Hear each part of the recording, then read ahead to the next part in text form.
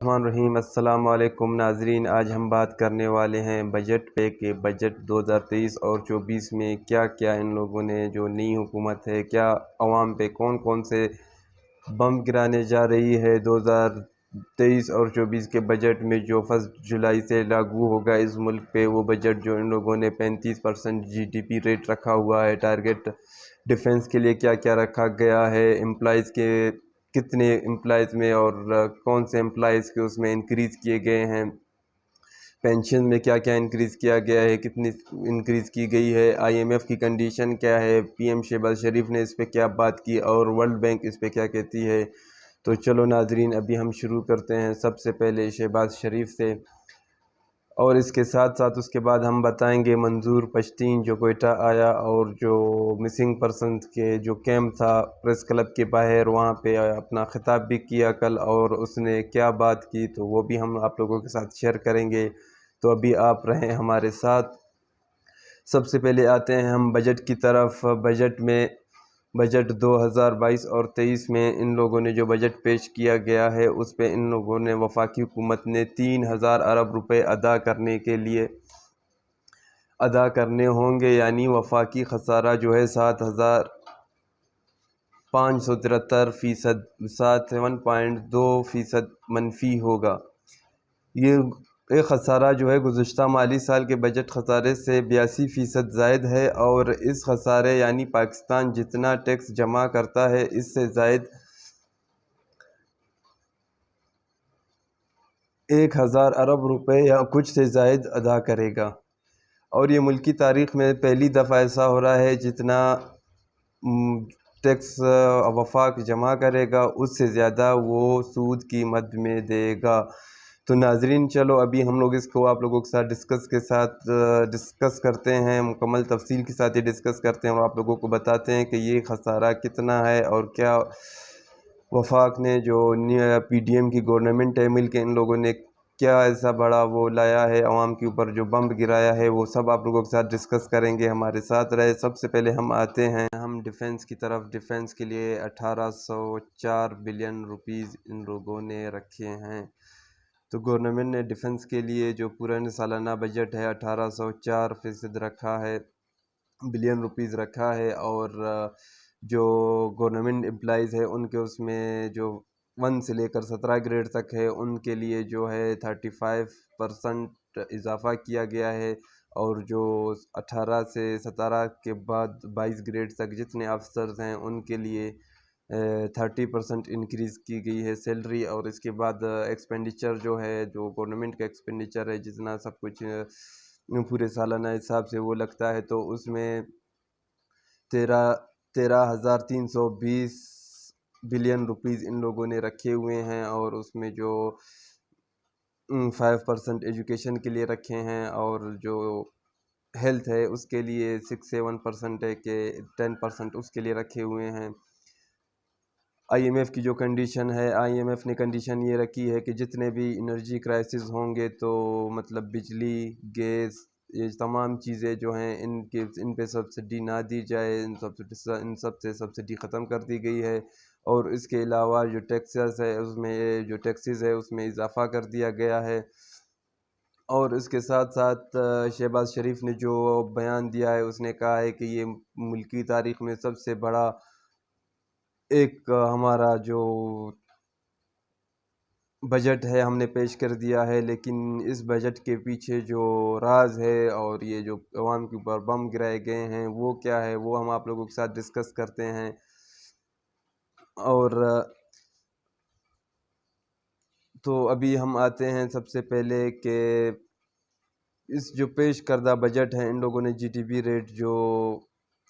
3% رکھی ہوئی ہے، جو گروتھ ریٹ ہے اس کا 3% رکھا ہوا ہے، جو پچھلے سال ان لوگوں نے 5 سال گروتھ ریٹ رکھا ہوا تھا، پھر ایسا ایسا کرتے کرتے ان لوگوں نے کہا کہ ہمارے اوپر سیلاب آ گئے، یہ ہوا 2% پہلے آئے، پھر اس کے کرتے کرتے 0.3%، ابھی 0.29% جو GDP گروتھ ریٹ ہے اس کا 0.2% آ گیا ہے۔ تو اکنامی کا جو گروتھ ریٹ ہے وہ 0.2 ریٹ پہ آ گیا، 0.29 پہ آ گیا، سوری۔ تو ابھی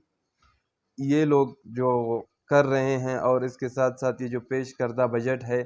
یہ ظاہر ہو رہا ہے کہ حکومت پہلے دن سے ہی قرض لینا شروع کر دے گی اور ملک حقیقی طور پر ایک قرض کے جال میں الجھتا چلا جائے گا۔ اس تمام تر خسارے میں حکومت نے معاشی ترقی کا ہدف 3.5% رکھا ہے، مگر عالمی بینک کے رائے کہ دنیا مجموعی ترقی کی شرح سال 2023 میں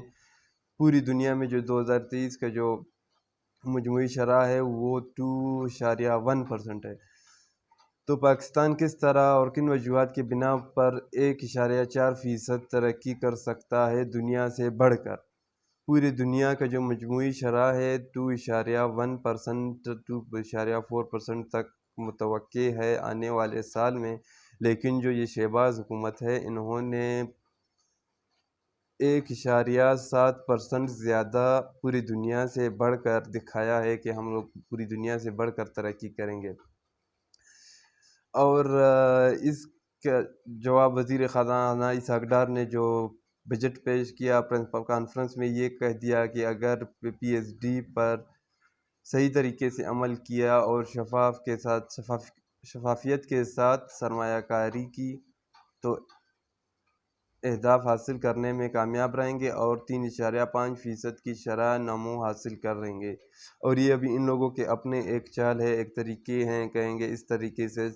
یہ جو ان لوگوں نے شرح رکھی ہے یہ تو ان کو پتہ ہے ابھی کچھ دنوں کے بعد ان لوگوں کی گورنمنٹ چلی جائے گی، اور پھر آنے والی گورنمنٹ جو ہوگی چاہے ان کی ہو یا چاہے پی پی کی ہو یا چاہے پی ڈی ایم کی ہو چاہے کسی کی بھی ہو، ان کو پتہ ہے کہ پھر مسائل پیدا کریں گے، یہ بتائیں گے کہ یہ ہوا، اس وجہ سے گروتھ ریٹ یہ ہو گیا، ابھی گروتھ ریٹ کم کیا جا رہا ہے، جی ڈی پی ریٹ پھر کرتے وہ جو ابھی 0.29 ہے اس سال کے اس مہینے کے اینڈ میں جو 0.29% G D P growth rate ہوگا اس سے بھی یہ لوگ کم کر دیں گے۔ تو اس کے ساتھ ساتھ ابھی ہم ڈسکس کرتے ہیں منظور پشتین جو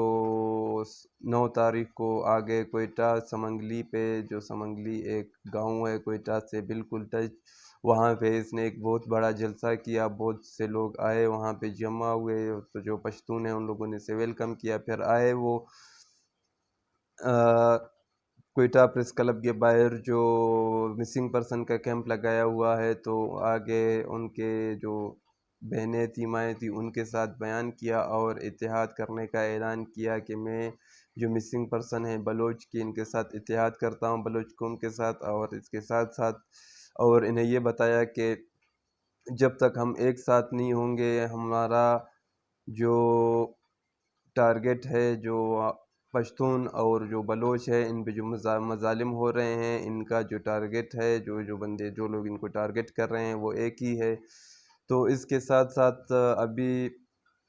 پھر اس نے یہ بھی بات کی کہ رانا ثناءاللہ جو بڑے غیرت مند بن کے آئے، بڑی بڑی مونچھیں چھوڑی ہوئی ہے، تب ہم اسے غیرت مند مانیں گے جب وہ آئے گا۔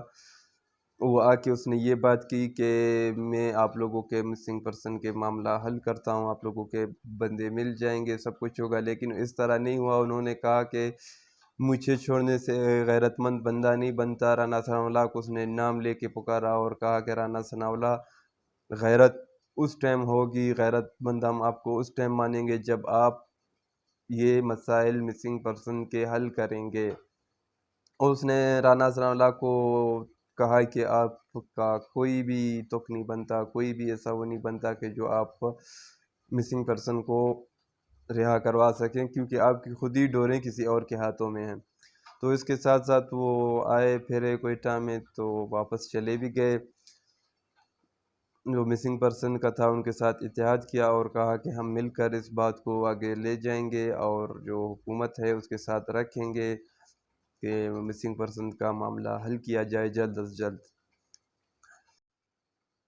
آج کے لیے اتنا ہی۔ تو ابھی تمام دوستوں سے گزارش ہے کہ میرے اس چینل کو لائک کریں اور سبسکرائب کریں، تمام ویڈیو کو جو نیچے بیل آئیکن ہے اس کو دبائیں، اور جتنے بھی ویڈیوز ہیں نیچے کمنٹ کریں۔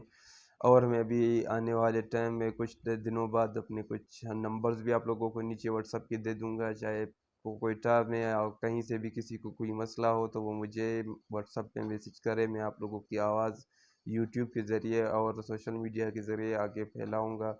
تو اب تک کے لیے اتنا ہی، اللہ حافظ، میرے ساتھ رہیے۔